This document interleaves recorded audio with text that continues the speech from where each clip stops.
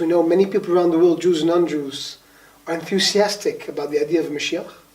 So we have a clear empirical test to know when Mashiach has arrived, namely the Beit HaMikdash with the Kohen Gadol, the Sanhedrin with the sages, and the kingship. I understand what you're saying, and you're correct. And Rambam does describe the Mikdash, for example, the temple, as being part of that process, but it needs also to be made clear that there is no requirement that the temple be built specifically by the leader of the Jewish people at that time, known as the Mashiach. In other words, if it is possible, were it possible tomorrow to rebuild the Mikdash, I know it's not going to happen tomorrow, but were it possible, we would be required to go ahead and do so.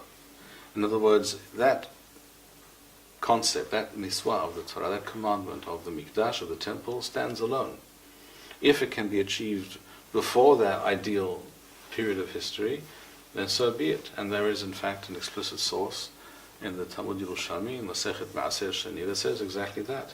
It says there, based on certain proofs and discussions that we find there, it says, Zof Omeret, Shebeth HaMikdash Yibaneh Chodem El Malchut Beth David, that the Mikdash will be, or I think it's more correct to understand it to mean could be, rebuilt before the reconstitution of the Jewish kingship, Jewish state, etc. In other words, it doesn't have to happen in any very rigid and specific order or manner. Mm-hmm.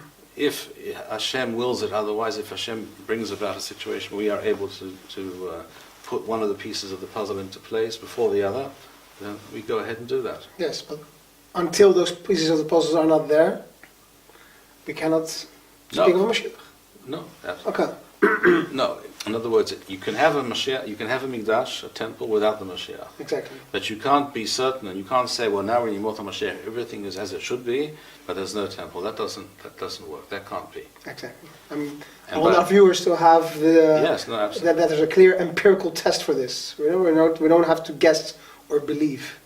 It's something we can actually see with our eyes. That's something we can see, and this is certainly what Rambam describes and lays out very clearly. Yes, there's no room for guesswork here. If you want to know if you're living in messianic times, there are certain objective litmus tests that you can perform, and if you see that a certain number of these elements are missing, and the Mikdash is one of them, then you know that you're not yet at that time. True. Thanks so much. It's very clear.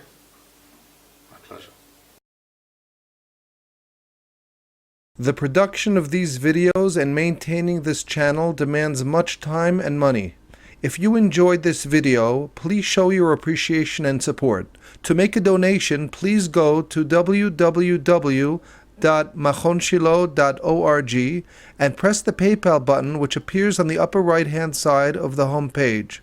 To sponsor a video or purchase Birkon Nusach Eretz Yisrael, please write us at office@machonshilo.org.